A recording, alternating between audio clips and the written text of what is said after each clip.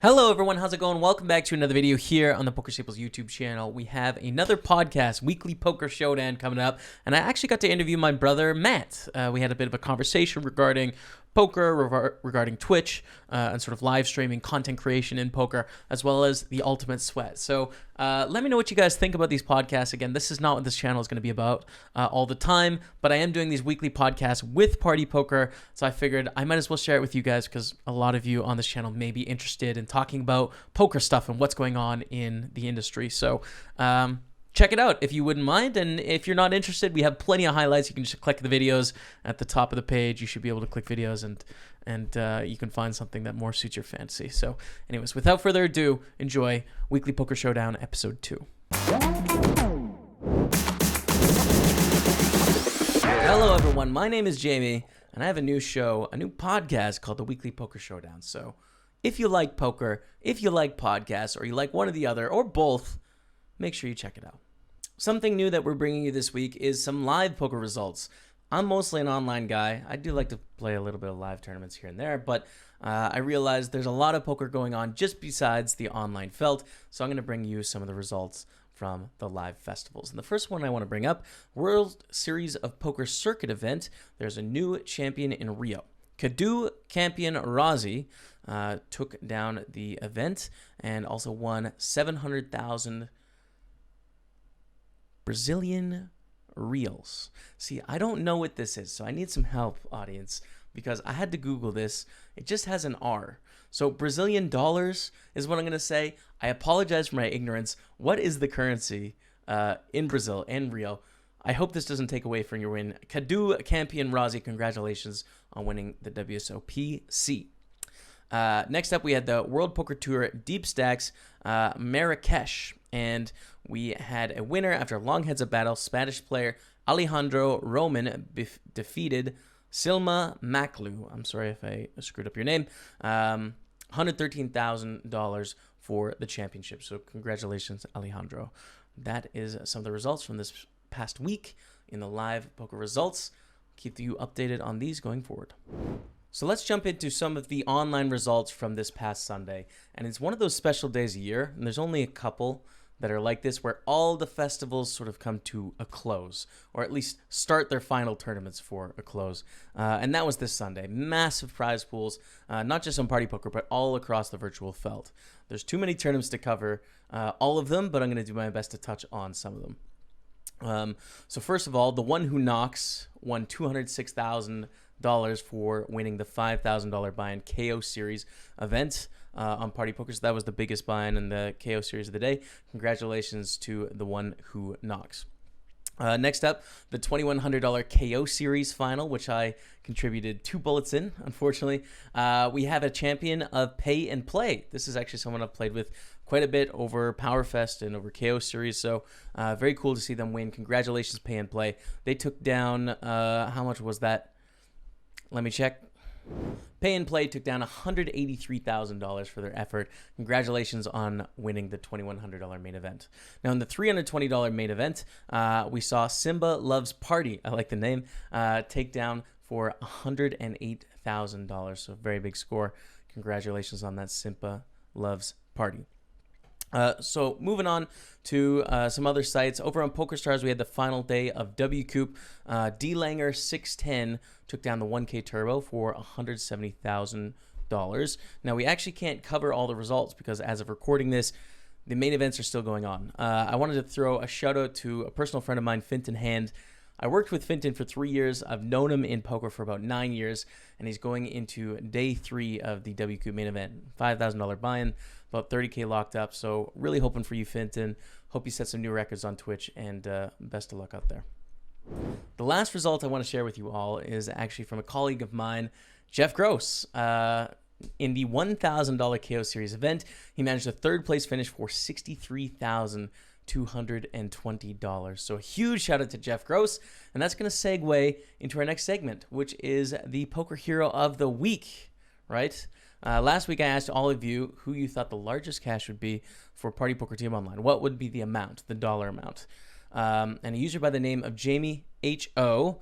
with the Twitter handle @MikMacLife, MIKMAQ_life. you were the closest guest. So you are the hero of the week, which means you win a $320 Gladiator ticket. You're going to be playing in the Gladiator this Sunday, and we're all going to be railing you, making sure you do your best to take it down. All right, man? Just send a direct message to @PartyPoker with your username, and we will credit your ticket. Congratulations. So we're going to follow Jamie's run. That Jamie. But let's get another winner for next week, okay? So a new question for you. How many entrants are going to be in this Sunday's $55 Gladiator? Use the hashtag JSPokerHero with your guess, and closest to the guesses before Sunday, you are going to get a $320 Gladiator ticket for the following week, and you'll be the JS Poker Hero. So get your entrance in there. Good luck, Jamie, in the 320 Gladiator, and congratulations, everyone, on the epic Sunday results. Just a quick note here. I wanted to send a shout out to user Del Pietro on Twitter, who tweeted @JamieStaples, your voice skills are a natural fit for podcasts, radio, and TV. Well, thank you very much, man. I appreciate that. I wanted to get your guys' feedback. All of you that are listening, we're new to this podcast, sort of trying things out, trying different formats, different segments and bits. So I'd love to hear from all of you what you like about it, what other things you'd like to see, what you'd like to see me cover. So this is basically a call for feedback. Please let me know what you think. Good, bad, the ugly, I can take it. Let me know so we can improve this show. Thank you. So with the end of one series in the Knockout Series, another one begins, which is Monster Series. This is kicking off on Sunday on Party Poker. The buy-ins are from $27.50 all the way down to 44 cents. So for this week's strategy section, I wanted to talk about large field tournaments. With the buy-ins being so affordable for the Monster Series, you're going to have some big prize pools up for grabs, but then also some big fields. You're going to have to play through a lot of people, and you may have to make some adjustments in terms of how you think about the game. So a common thing that I see in my Twitch stream when people ask, oh man, I do okay at the start of tournaments, so there's just so many people to get through. Should I run up a big stack early, or do I stay patient? How do I approach it? And to me, I don't think it's particularly helpful to get overwhelmed by how many people there are to play.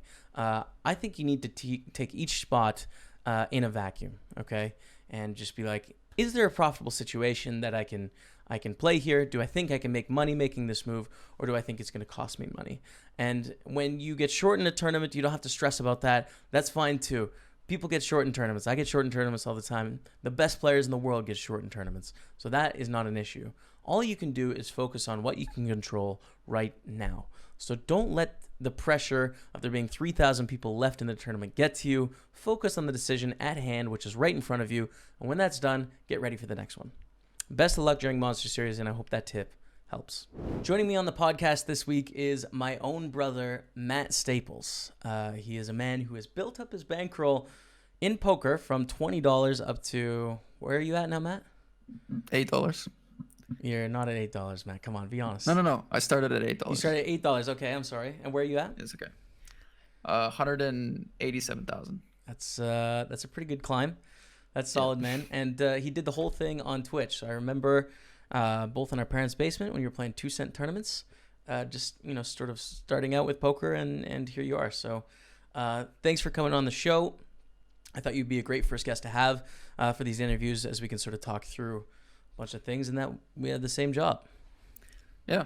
Well, thanks for having me on the show. Absolutely. So I wanted to touch on 3 things today. Poker, obviously, and this is what we do for a living, what the show is about. I want to talk a little bit about Twitch, because I know you have a big show on Twitch Poker, so give some insight into that. And Ultimate Sweat to close, which is a competition we both took part in, so it should be interesting to sort of catch up post bets on that. But let's kick off with poker. So for people that don't know how you got started, because I feel like a lot of people jumped into your story midway through or later on, how did you start out in poker? Well, actually, I got into poker through Twitch. I was a big fan of Twitch, and I used to watch a lot of Twitch, like just video games, League of Legends, Counter-Strike, stuff like that. And then you started streaming on Twitch, and you were playing poker, so I used to watch you play, and I'd always liked poker. We used to play like little play chip games, like just with the brothers and stuff like that. And then I played on Facebook and messed around on Zynga or whatever, play chips. And then And then yeah, after seeing you play for real money and stuff, just learning the basic strategies, I was like, okay, this could be fun, right? So I Mm, honestly got into poker through watching your stream on Twitch, and uh, and yeah, I just started playing like the lowest stakes I could find anywhere because I didn't care about making money or like trying to like play for legit money. I just wanted to like try it out right. basically. Yeah. So yeah, I just started at the very lowest stakes and had some fun. Used the strategy I learned from your stream and then just stuck with it. Yeah, I feel like when people start playing poker, like you don't even really consider the option of, oh, I could actually make money at this. Like your mindset going in doesn't give you enough credit to actually be successful at the game, you You know? really think that? I think that. Yeah. I don't What do you know. think most people Well, when they see it, they think they're just going to print money? well, I think see, I always talk about this. I'm veering a little bit off topic already, but I think like my introduction into the game was like as like purely for fun, no thought of money at all, Right. really. Which I think is very different. I think a lot of people get into poker through like the thought of being able to win a ton Mm. or make money or like play for high stakes and like get it, like get those sweaty palms, like like Yeah, that's yeah. like the fun part of poker. Whereas I got into it like in a like, oh, Jamie does this. This looks kind of fun. So I feel like I'm different in that sense. But you think that a lot of people don't ever think that they'll have a shot at that kind of stuff? I mean, I think they get into it because of the gamble, right? It's Yeah. like fun to sort of play and they might have a chance of money, but if you ask them legitimately, like what are the chances that you're up money in poker in a year? Most would be Yeah. like, "Oh, very small." But they have a chance, right? So I think they get into it with Right. a conventional gambling mindset, but Yeah. then it turns into something different, you know, closer to chess than it is to, you know, a roulette, right? Sure. So yeah, anyways, that's interesting. So, how do you feel about your game right now? How many years has it been since you started playing? I've been playing 4.5 years. Yeah. Yeah, 4.5 years. I think my game right now is. I think it's the best it's been or close to the best it's been. Like I haven't in the last 2.5 years, I haven't stopped, studying and learning. So I feel like my game has evolved, and I have a lot more experience in higher stakes games and mid stakes games than I ever have. So I feel like my knowledge of the game and my strategy is as advanced as it has been. Right. I do think like my game can get a little messy sometimes. I mean, you just play so much, and like you start to develop like biases, and like this week you're like c betting a lot, and then you're like, oh, I'm gonna dial that back, and then it all just changes so much. Yeah. So like, I'm not sure if I'm 100% the best cleanest strategy I've ever had, but I definitely have the most like knowledge in my repertoire at this point. So Right. I used to think about that in golf all the time, where I would develop a leak, like my grip would get too strong and then too weak, and it'd slide back and forth. So I think about my poker game in sort of like a volume slider, where right, 50% is the right amount, and then sometimes it gets out of line, and you gotta kind of like spank it back to the middle, like get back yeah, there, like hey, stop c-betting so much, or like stop being so passive. yeah. So I totally Well, get that. yeah. It's so hard to tell where the lines are too, Yep. and you don't know if you're doing something correct or not because there's just so much variance. So Not to all you can mention, really do is different just people think the line should be in different places. You know, like very good strategy point. changes and Very good point. evolves. So Yeah, yeah, absolutely. true. Okay. So what sort of things are you working towards in poker? Like, what motivates you to get out there and play? And like, what are you hoping to accomplish? I never honestly I've never had like very specific goals when it came to poker. It's kind of just been like like Twitch has been my passion, and I happen to stream poker on Twitch, and in that process I've managed to evolve from the micro stakes up to the high stakes. But I've never been like, okay, I need to get to these games, or I need to get to this level, this stake. It's kind of more like just keep your head down, keep working, and see where you end up type thing for me. Right. And I mean, in terms of setting, like, let's say just like a dollar amount that I want to get to, it's just so hard to do that in poker, and especially Yeah. tournament poker, because it's so random, right? There's so much variance in terms of how the games will go for you over a year period or half a year or whatever. So I try to stay away from that kind of stuff. But but yeah, like my goal has always been to just move up and up and up in stakes, Mhm. and just see how far I can go. Yeah. So, That's cool. yeah, I totally agree on the money thing. Like, I'm sure we both get this in our chats a lot of, I have a goal to make X amount of money in poker this year.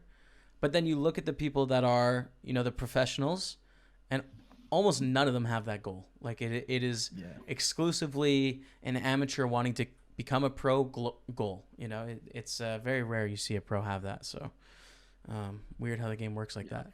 It's kind of hard yeah. to goal set in poker. It is. Well, I think that like money is just like money seems like the absolute end factor in everything in poker. Like you think about it last almost. It's like it's purely a result of everything else you think about. Yeah. In the sense that like you need to think about decision making first, and you need to think about habits first, and strategy first, and everything else first. And Mhm. then if you get all that stuff right, then money will come over time. Yeah. Like you can't think about money before anything else No. because of variance. Like I keep bringing that up, but there's too And it much talks about randomness, motives right? too. When that's the first thought that comes to people's mind. Uh, I mean, it's a dangerous thing, I think, in our game to have that be what it's all about, because, it sort of exposes like the attempt to get rich, right, as opposed to accomplish. And getting rich in poker is hard. It's a lot easier in a lot of other areas to get rich. It's doable, it's possible, but like, I personally don't find it a great reason to become a poker professional.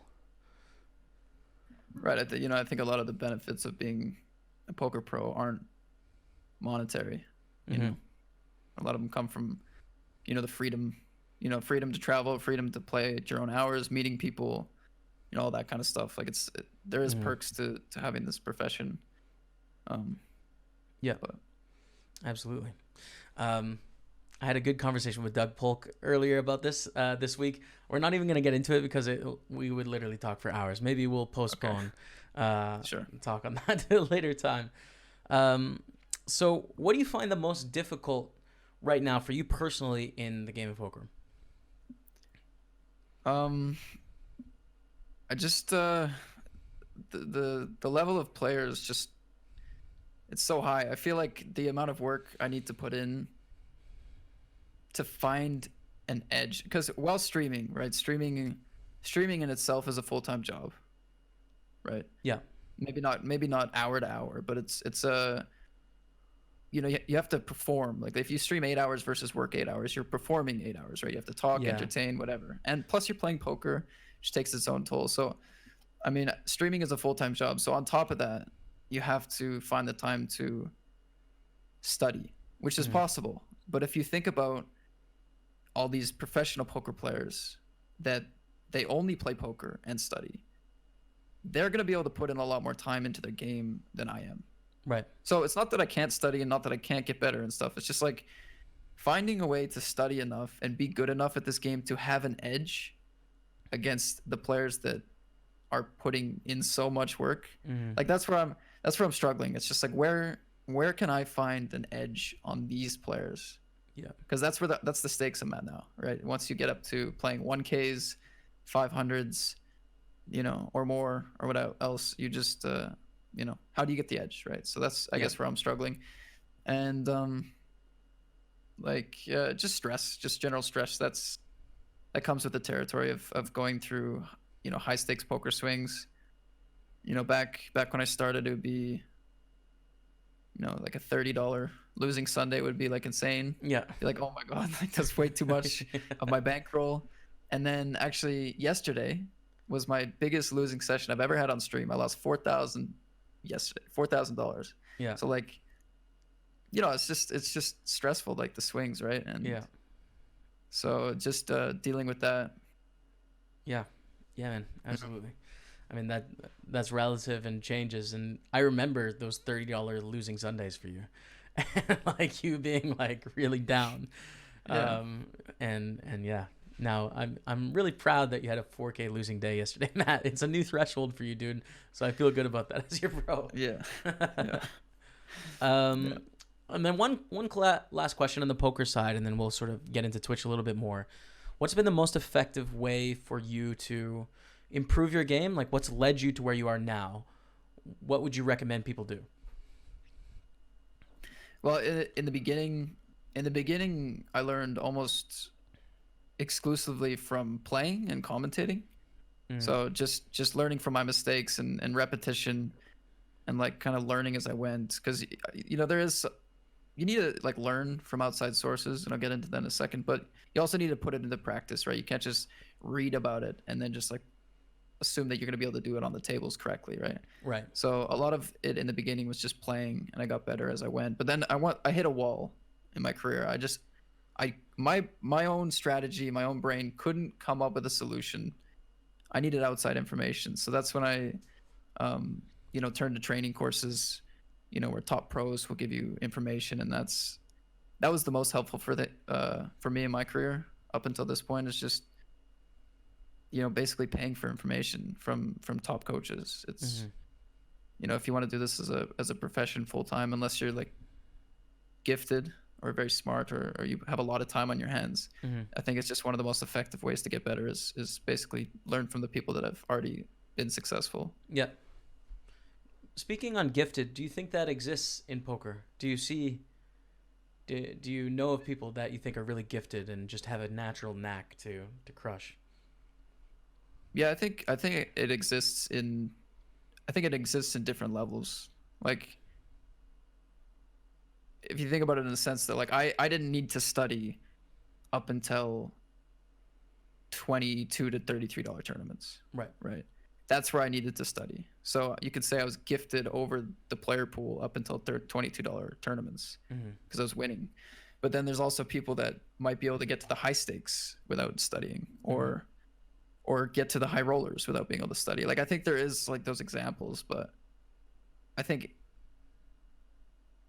for most people, if we're going to talk in generalizations, for most people, I don't think being gifted is really much of a thing. And I think, yeah, I don't know really to where go. I don't know how to go from my point there. Yeah. Yeah, no, I hear you. I was listening to Phil Galfond the other day talk about, he's been streaming on Twitch, by the way. It's super cool to see him there. He was talking a little bit about how he thinks pretty much everyone with some level of work ethic can get to like mid stakes. He was talking about cash games, but he said he thinks there needs to be some level of natural ability to actually compete at the very top of the game, like the very highest stakes. There needs to be some level of sort of talent that is innate. Yeah, which I thought was very interesting. Yeah, me too. I wouldn't have guessed that at all. Yeah. Which I always just had the naive dream, like anyone can do it, but maybe not. I don't know. I'm not sure. Okay, so let's talk a little bit about Twitch here. I think the reason that we're both on this podcast and people know who we are primarily is because of our Twitch channels. I love talking to you about Twitch, and I figured we might as well share some of that with the audience. Sure. What's a typical routine for you? You're going to stream. What happens before the stream, into the stream?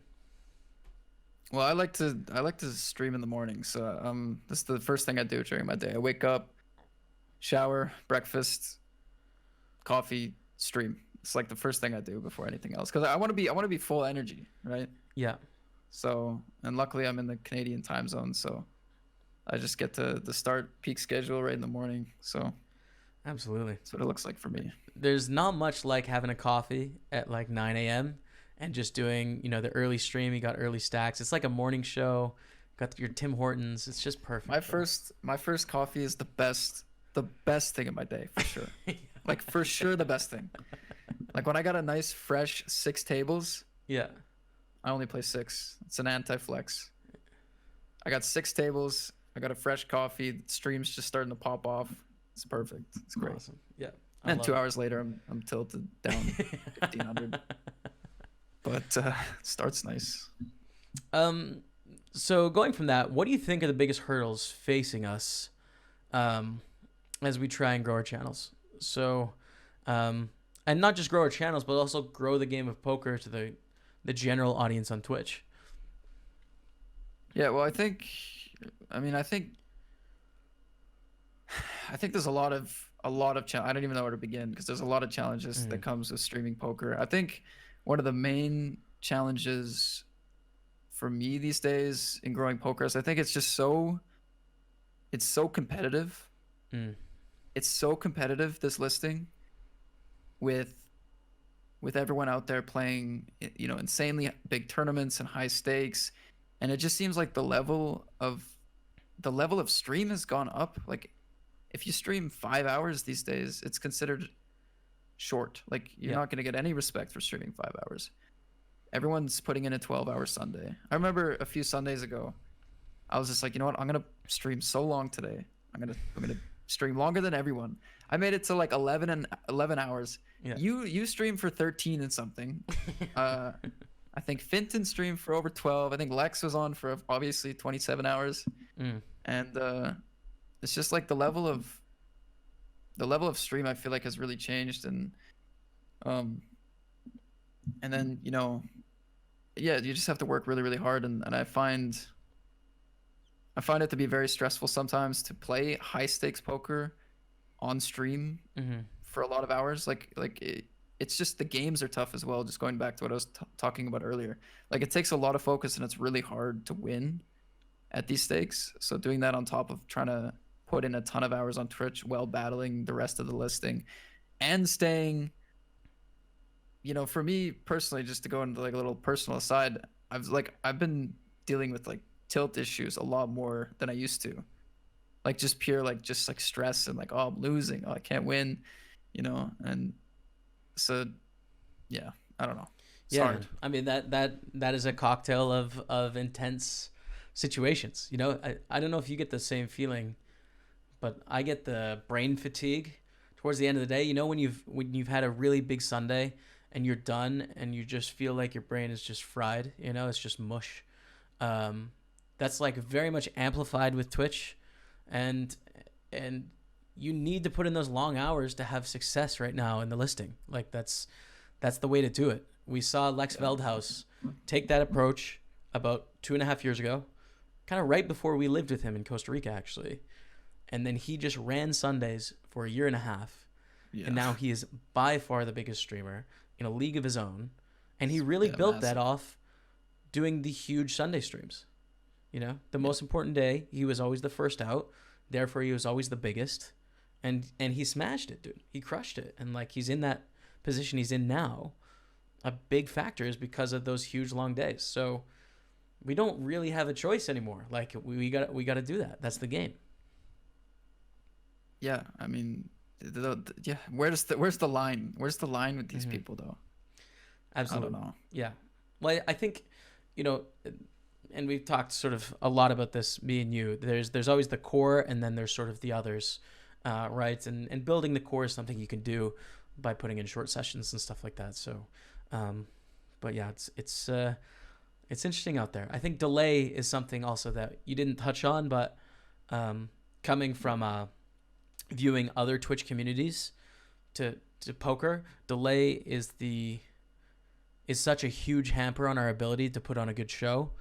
And I don't really think the audience understands how big of a deal it is in terms of just being able to interact and like make it an engaging thing, right? Yeah, no, it definitely makes it a lot tougher. That I did an IRL. I started this IRL show that I only did a few episodes of, where I just talk on no delay before I stream poker. I had like a different overlay and everything. It was like a morning show, and I think like I had more chat doing nothing on that morning show than when I was actually streaming poker, even though I had, like an eighth of the viewers or so. There was way more chat just because of no delay. It's really quite insane how much more people will talk, and it's understandable too.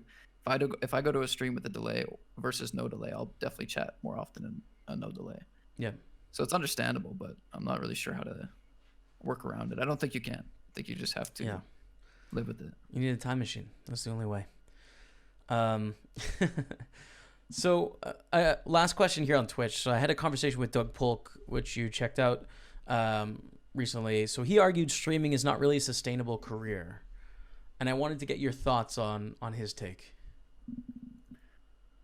I think, you see, my thoughts are like really anecdotal, but I do think for most, I think it depends why you start streaming, and I think for most people, it's not gonna be what they want to do. Mm-hmm. I got into streaming. See, I think about like you and me, right? We both got into streaming kind of as our main gig, if that makes sense. And I Mm-hmm. think a lot of other people that maybe have passed, like moved on from Twitch poker, like Jake Carver, Tonka, Doug, they came from places where they already were a professional, and then they started doing it, right? They didn't need it. They didn't need Twitch. Mm-hmm. Whereas I think when I started, it's like, oh, this is what I do now. This is my life. And so like for me, after 4.5 years of doing it, I can't imagine moving on from Twitch. Like Right. I don't want to go anywhere because it's my main gig. Now, if I already was working somewhere else and I started on Twitch, well, then I would be a lot more likely to maybe move on or Yeah. stop streaming when it was stressful. So I think it does depend how people get into it in that sense, because it can definitely be very very stressful at times. So yeah, I don't know if that really answers your question, but Yeah. Well, no, I think it has a shelf life in that. Uh, I mean, I think if you look at, let's say, an athlete or something like that, right? And they put in X amount of time training, but their actual on field time is relatively small because it's a lot of mental exertion and physical exertion. Like, I would agree that I don't think it's sustainable to put out 40 hours of live broadcasts, 52 weeks a year for 10 years in a row. Like, I haven't met a human that I think is capable of that yet. At least in the poker area where there's stress added from the game. So I think the hours that we're all competing at right now aren't doable long term. aren't But sustainable. I do think making a show about poker is doable over the long term. You see it in other genres, right? And radio or whatever. People put on shows and live from that show. We maybe just haven't evolved to create the right mix yet. So we'll see. Yeah. Okay. Yep. All right, and last, Ultimate Sweat, which is a journey that we both took on. I know a lot of people ask me questions about the Ultimate Sweat, which I kind of avoid currently as much as I can, and I'm sure they ask you, and you avoid them a little bit as well, because it was, at least from my perspective, I mean, it was really great and the most difficult thing I've done in my life, and the thing I'm most proud of completing. But it also wasn't all sunshine and rainbows, and it's been very difficult, at least for me personally, since and the fallout from that experience. So I wanted to ask, how are things going with your personal health and sort of life since the Ultimates went 1 and 2? Yeah, my fitness life is really good actually right now.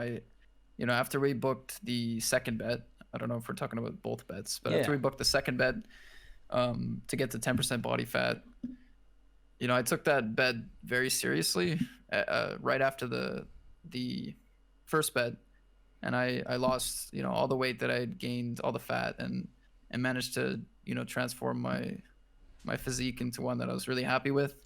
And I even when the second bet finished, I didn't stop my routine. I'm still working out full time, still eating well. So yeah, I feel like I'm in a really good spot. It's not something I think about too much. I have like a good habit of going to the gym, and I'm reasonably happy with my diet. It's not obviously strict as it was during either of the bets, but yeah, I keep up with it, and it's something I enjoy doing. Good. So what things do you think back on, like reflecting on your experience with the first two bets?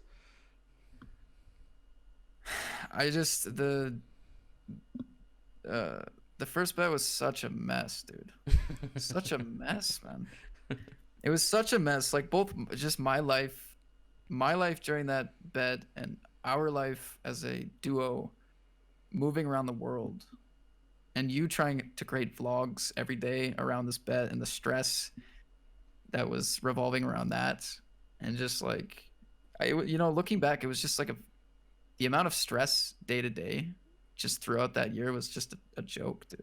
It's a joke. Yeah, it was a pressure cooker of stress. Like I'm realizing that now. Like a year and a half, 2 years later, like, holy smokes, that was an insane experience. Well, in the bet, I didn't feel like it was that crazy. But looking back on like how I live now versus just like what we were doing, and like how I was living in my day-to-day routine back then, it's just insane that we were doing that, any of that. Mm. Yeah, it was really intense. We just decided to keep traveling and, like moving around the world instead of just like you decided to keep traveling. You were the leading force. You were just like, oh yeah, let's go here. Sure, that's easy. We'll find a gym. It's like, yeah. I mean, so any regrets? We obviously lost the second bet to get to 10% body fat. You could have gotten there. I think it's safe to say, although you didn't get all the way down to 10, but, you know, it was becoming clear that I wasn't going to make it. So, you know, there's no need to sort of put yourself through that and take more time off streaming and the mental duress of getting to that point. So, you know, do you regret taking it on, or do you have any regrets about the whole experience? Other than losing 25K, by the way, because it hurts. I don't regret the second bet though. That would be results oriented thinking. We don't think like that. Decision based thinking, right? So yeah. I think taking the second bet was good. You know, we had shown as a team that we could do something insane, and seemed pretty pumped up about it. I knew I could get down to 10%. So, you know, people used to ask me a lot, like, you know, are you tilted about this? Like, that you're not going to win, blah, blah, blah. Like, are you mad? I was like, no, it's like, you know, it's the risk you take on, right? You can't win. It's not like everyone wins every bet they ever take. Yep. And, so, you know, I'm disappointed we didn't win, but it's whatever. Yep. I don't regret it. And the first bet was, I got into really bad shape at the end. Like, I was in really bad shape, but it was a very cool experience, and I bounced back from it really quickly. So would you do the first bet again? Like at this stage for 75? Like if you had to go back for 75, would you do it? Oh, if I had to go back, yes, I would do it again. Yeah, you'd go back to 134, knowing that you're gonna have to gain to get to 188 in a year, but you would make 75,000. If I had the bankroll I did back then, I'd do it again. Yeah. If you had your current bankroll with your $180,000 Twitch bankroll, what about today? No. Yeah. I wouldn't do it again. Yeah. Yeah. I share that sentiment with you. I mean, in that we were successful and I got into way better shape, but really, like, the biggest impact that it had on me was that stress cooker for a year, and then following into the second bet was just insanity thinking about it. Like, it was really, really insane. So I regret taking on the bet, even though we won, and I don't think it was the wrong decision at the time, but I learned a lot about, you know, how it all works, and what that experience is like. And, you know, hindsight's 2020, I guess. Yeah, it was an insane bet. You lost 115 pounds, mate. Yeah. Right? 115? Yeah. And you gained, what, 65? 66? No. A 53, I think. 53, yeah. Something like that. Yeah. I think at my highest, it was about 59. Something like that. Well, I think it's something that we'll look back on in like 30 years and have some appreciation. Very, you know, it's for how insane of a story it is. I really don't think about it ever. Like when I talk about my situation, I don't even bring up like, oh, I had this prop bet for 75. Yeah. Where I gained 50 pounds. You know what the craziest thing about the prop bet is? There's no point to it. It's just troll. That's what I did. It's just troll. Like, I don't get how prop bets even exist. You can't just the fact that we did that for a year just over a simple conversation is so silly. Well, I mean, it was Bill Perkins, so the perky factor, throw that in there, right? But really what it came down to was like, Perkins was like, this guy needs to lose some weight. How can I make a bet where I motivate him and I don't lose but like I motivate him to lose weight? Okay. And Well, Perky's okay, it only going to wasn't make fun completely troll. bets. So you All right, it got wasn't thrown in the completely mix. troll. Yeah. Yeah. Yeah. I mean, but you were definitely an afterthought to Perky. His goal was to motivate me and do something fun that like people could sweat along with. But then he's like, "Oh, two brothers within a pound. That's a cool story." Yeah. I was definitely like the side story in the story. But, Yes. Yeah. you know, Absolutely. a lot of people felt like I was like very thin and like needed to gain weight. And I really do think people were pretty off on that. Like I did not start that bet having a good physique. I have pictures to prove it. Like people think I was really thin and like way too thin, but Right. um I really just disagree on that. Yeah. I think your body fat was fine. Like you didn't have any muscle on you really. You weren't working out actively. But, No. you know, you were just a small guy at that point. That's all. Yeah. Well, anyways, Matt, thanks for having this conversation. We're shooting for 20 minutes. We're at 33, so we're gonna have to wrap it up. But what should the people know about you? Anything you want to plug? Let them know about what's going on in your life. Yeah. I'm not going anywhere. Gonna be streaming on Twitch for a long time. Gonna be playing party poker tournaments and playing high stakes and trying to get better. So I'm on Twitch 5 days a week at mattstaples.tv. And you can check out all my social medias from there. Awesome, great, Matt. Well, thanks, dude. I appreciate it. Everyone, go check them out. And I guess till next time, we'll see you later, Matt. Thanks. We're bringing to you a brand new segment, which is reviewing some live poker hands. I'm very excited about this segment. I think it's going to be really interesting to break down some of the live poker hands that are going on and sort of just keep in touch with what's going on out there in the broader world, just beyond online poker. So today we have an absolutely amazing one coming from the Millions event in Rio. We have Sam Grafton and we have a player by the name of Manig going at it. So Manig decides to raise under the gun +2. With 5 or 6 players left, depending on how many people are at the table. And Sam Grafton in the big blind is going to call with the 10-8. So the flop comes Queen 6-5. Sam misses and he starts with a check, which he's often going to do in the big blind. And Manig actually decides to check back here, which is a very interesting choice in that Manig does have the top pair.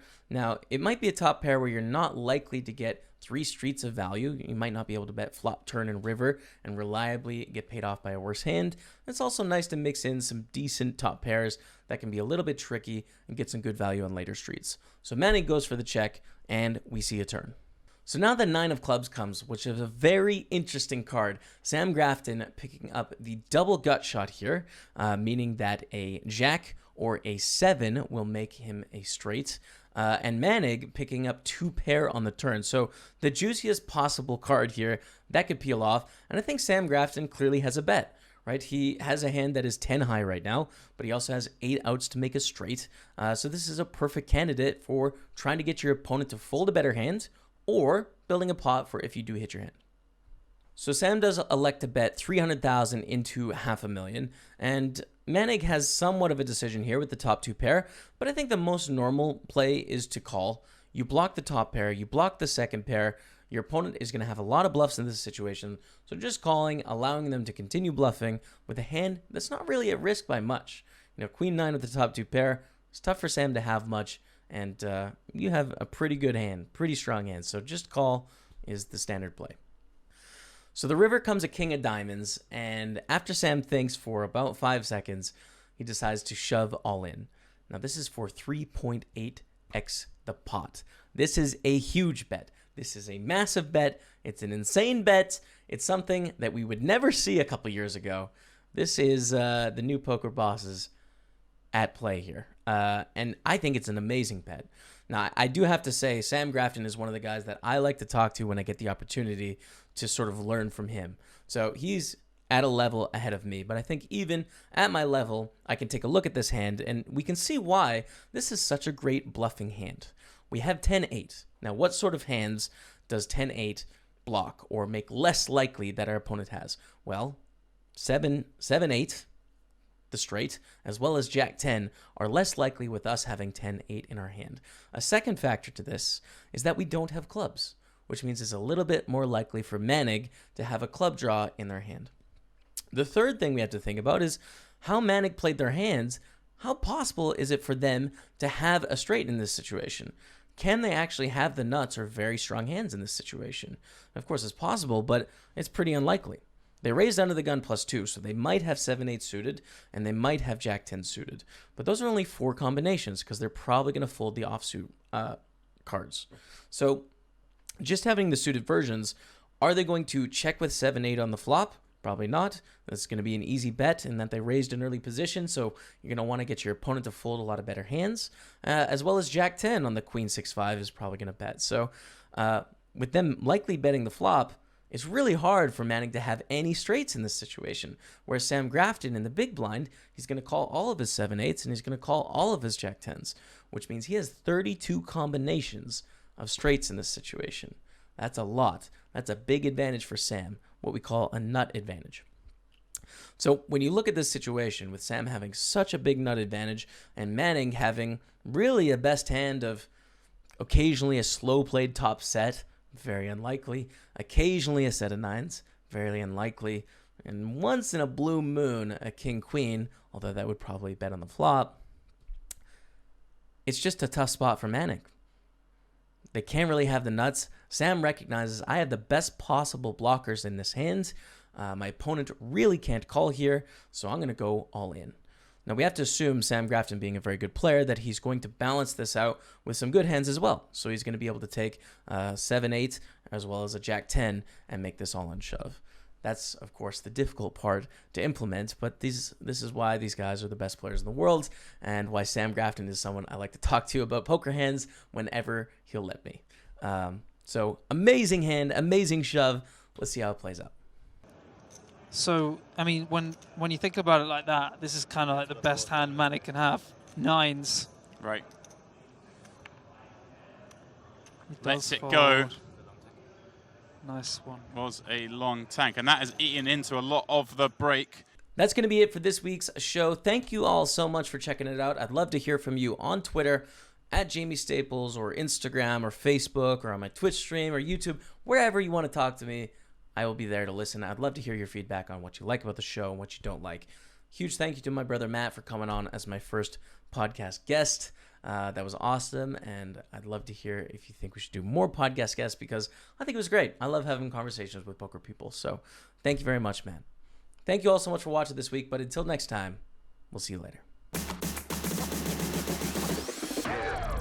Thanks, everyone, for watching. I really appreciate that. Any feedback you have about the podcast, sort of segments or things you'd like covered in the future, I'd love to hear from you in the comments down below. But that's going to be it until next week's podcast, which is actually coming in a couple days. It should be released on our channel usually on Wednesdays. So stick around for that. But next video coming up is going to be some poker highlights. It's a good one. So make sure you hit that subscribe button and come back because KO Series finished with a pretty good result. So thank you so much for watching. Until next time, we'll see you later.